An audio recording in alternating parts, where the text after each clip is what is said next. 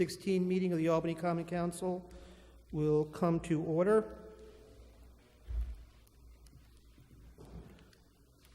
And clerk will call the roll. Mr. Claris? Here. Mr. Camiso? Here. Mr. Conti? Here. Mr. O'Shea? Here. Ms. Fahey? Mr. Flynn? Here. Ms. Goldby? Here. Mr. Herron? Mr. Igo? Mr. Kimbrough? Here. Ms. Cornegay? Ms. Crasher? Here. Mr. O'Brien? Here. Mr. Robinson? It's 11 present. All rise for the Pledge of Allegiance. Councilmember Crasher will lead us in the pledge tonight. Pledge allegiance to the flag of the United States of America and to the republic for which it stands, one nation, under God, indivisible, with liberty and justice for all.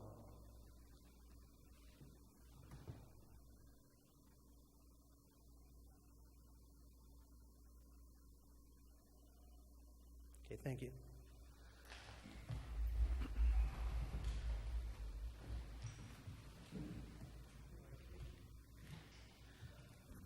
We'll begin tonight's hearing with a public hearing on the City of Albany proposed 2018 budget. Do you have no, never mind. We don't have anyone signed up in advance to speak, so is there any member of the public who wishes to speak on the proposed budget? This is on the budget. Public comment will follow. We have no speakers on the budget. Then I close the public hearing on the budget. We will now move to the public comment period. Speakers are requested to keep their comments to 5 minutes. And I'll ask the clerk to call the first speaker. Sure, Mr. Steve Smith and Mr. Anthony Gerasi.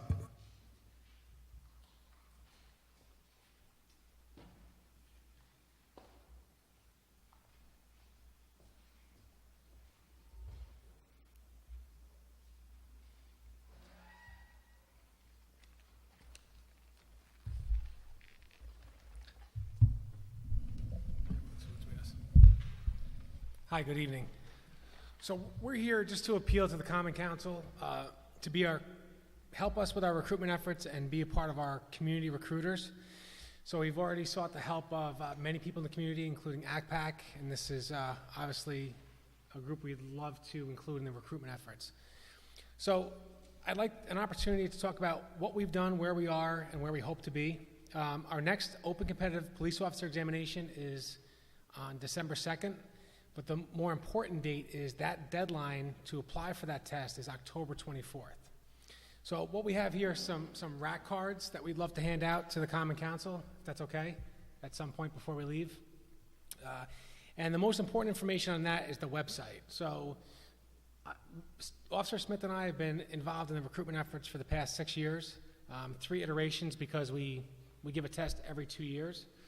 And we're proud to say that we kind of professionalized what we're doing, streamlined it, and tried to appeal to, obviously, the newer generation.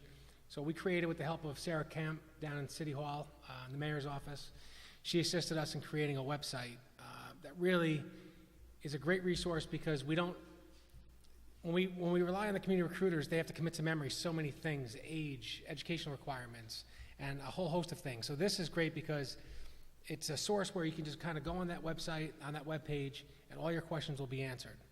So, I don't know if you have anything. We've just been out a lot throughout the community, including some of the colleges. We've been at many events throughout the city already. We've done more this year than we've done in the past, but we're having issues this year. The lieutenant can go over some numbers, but I can start by saying that the deadline for this exam is October 24th, and only 144 people are registered to take the Albany Police Officers exam, and only 70 of those people live in the city of Albany. So in the years past, like I said, we've been doing this for about 6 years. In 2013, we had approximately 1,100 people sign up for the exam. 2015, we had approximately 725 people sign up for the exam. And this year, like Officer Smith stated, the numbers that came in today were 144. We have just more than a week left. And it is frustrating from where we stand because we've done so much to professionalize this recruitment campaign and our efforts. We've reached out to,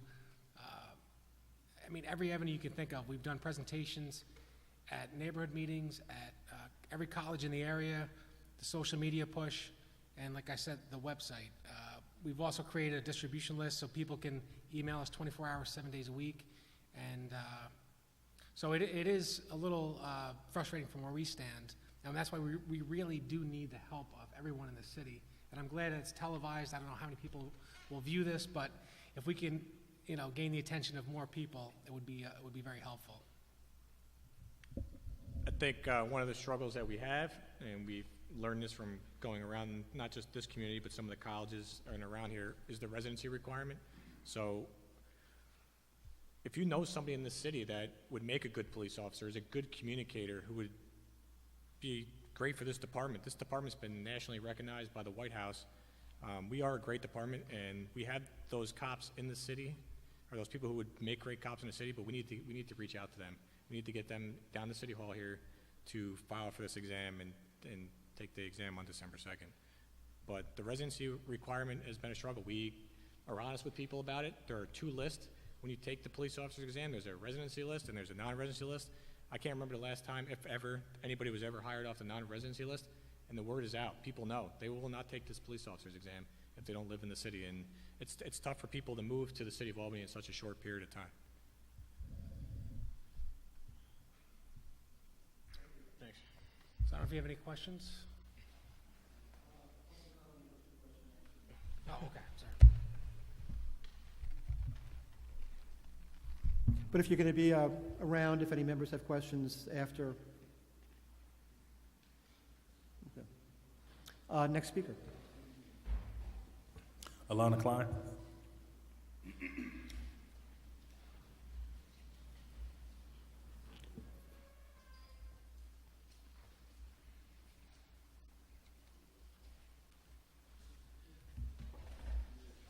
Want me to hold off till everything's passed out, or just go? All right.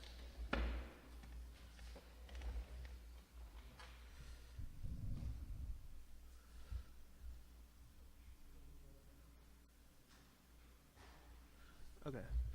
Good evening, Mr. President and members of the council. Thank you for the opportunity to speak before you tonight. Columbus Day, honoring the supposed discovery of this country. You may also attribute it to sales on furniture and cars. It's not even worth that. I'm here tonight to ask you, exactly why do we observe, nay, celebrate Columbus Day in this country? First off, there are no records of him personally setting foot in what we now know as continental America. Secondly, he wrote about the natives he quote-unquote discovered. By definition, if you arrive somewhere and there are already people living there, you did not discover a new continent. Third, he thought he had circumnavigated the globe despite crossing one ocean.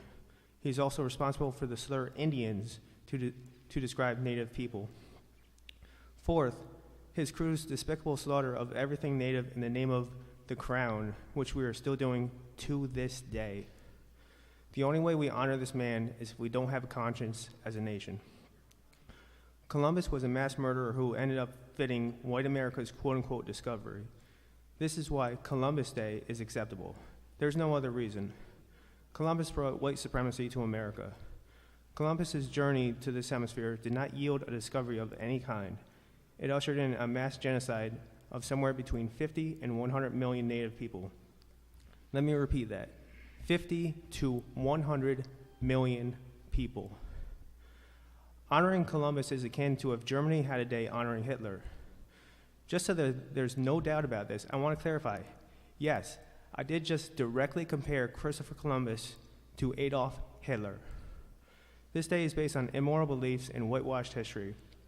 If you have a heart in your soul, if you have a being in your breath, I ask you to change the official designation of Columbus Day to Indigenous Pride Day. There are a number of cities, including a few right here in New York State, as well as a handful of states that have made this change. New York City is also in the process of reviewing if they want to remove statues of Columbus. I ask that you as our representatives make this change so that we may stop revering such despicable acts. Thank you. Thank you, Ms. Klein. Tom Ellis.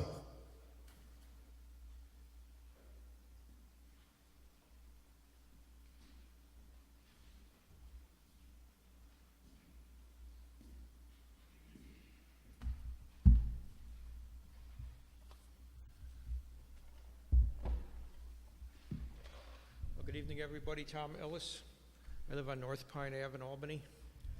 And I want to talk to you about the possible sale of a property that the city of Albany owns in the town of Queens. About 25 years ago, Albany began purchasing a 363-acre parcel, and they intended to use it to build a landfill, which would be an alternative to the Rapp Road landfill. The city paid a premium price for it, I think more than $5 million. And this property could not be used for a landfill because it has more than 100 acres of wetlands on it. The acreage of wetlands changes from year to year. I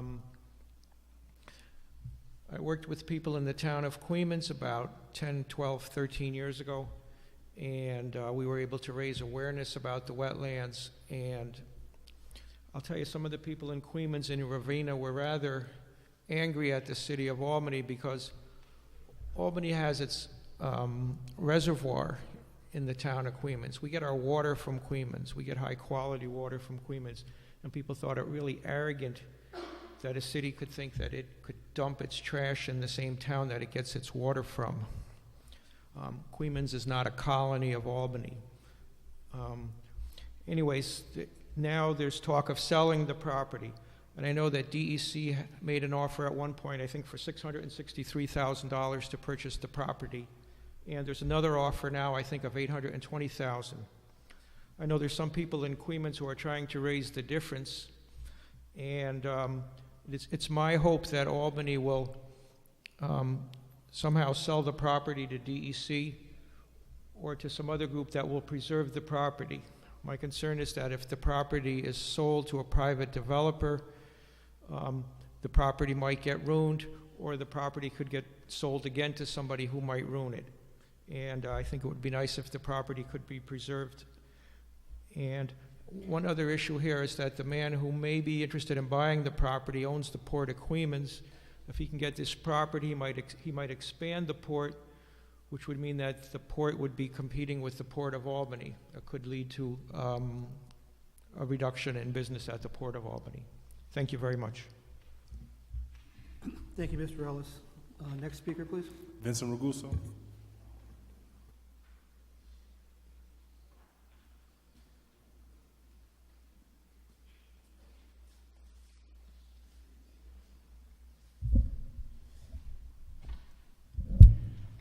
Good evening. My name is Vincent Raguso. I live at 13 Beach Avenue, Albany, New York. I'm just as surprised the absenteeism among the Common Council at a very important meeting when the budget was going to be discussed. Unfortunately, no one had anyone to say about the budget. But what I'm here today to talk about, I hope when the Common Council reviews the DEC budget, that under sidewalk reconstruction, that you think about the 15th Ward and Russell Road. You've heard me stand in front of this Common Council numerous times saying that there's no sidewalks on Russell Road, and it's just a matter of time before somebody gets hit. Well, lo and behold, last week somebody got hit around Russell and Cottage in that general area about 4:30 to 5:30 in the evening when it's dusk out and you can hardly see them. I don't know how bad the person got hurt, but they did have to transport the person to the hospital in an ambulance. I can't tell you how important sidewalks are, and you people all know them because you have sidewalks. But in the 15th Ward, we don't. And for a student to walk to school, it's almost humanly impossible if you try to walk some of the streets we have. So with that being said, again, I hope when you do review the DEC or you look at the capital projects, that in there is sidewalks for the 15th Ward on Russell Road. I want to point out one other thing, too. Last week, 2 weeks ago, Ria Goby passed an ordinance about shoveling your sidewalks 24 hours after it snowed. I think everybody must have forgot last year. last year, the 15th Ward didn't see a plow for 3 days. 3 days we had no plow. Our roads were almost impassable. I'm not complaining about the roads being impassable and all of that, because I realize that the workers had to clear downtown for people to come go to work. But how do you do this? What do? You call up the DEC and you say, the streets or the few sidewalks we have on Western Avenue, they're not being plowed. I have to send a man from the DEC to look and see if the sidewalks have been cleaned, and then I have to dispatch a crew to shovel the sidewalks. It just seems redundant, all these people, and we hardly have enough people to keep our streets clean. The other thing I want to talk about is the caucus that you had Wednesday night, and where you discussed the sale of property down in Queenman's. So if we look at this, and I understand that you actually did get another appraisal, but where did the appraisal come from? You didn't use the city's appraiser, but you used DEC's appraiser. Well, if I was the guy that did the appraisal for DEC, I just made a lot of money for doing no work at all. I would have thought that if I had to pay for another appraisal, that I would have got a third appraisal and then matched each appraisal against the other and see where do I fall and how much I should ask for the land down in Queens. No, you used the same guy who did DEC, and he came back with the same price. Well, if I was the appraisal at DEC, I couldn't have come back with no other price, because if I come back with a higher or a lower, I would have looked like a fool with the first appraisal I gave you. With that being said, thank you. Thank you, Mr. Ragusa. Mr. Ragusa was our last speaker. So with that, declare the public comment period closed. Also want to note that we will be holding a second public hearing on the budget at our meeting of November 6th. So we will be holding a second public hearing. We will now move to approval of the minutes for the October 2nd meeting. Mr. Igo? Mr. President, I move for the approval of October 2nd's meeting minutes. Is there a second? Any discussion? All in favor? Aye. Opposed? Minutes are approved. Now move to consideration of local laws. Mr. Igo? Madam. Mr. President, would you please hold all local laws? Local laws are held on tonight's agenda. We will now move to reports of standing committees. Councilmember Doche.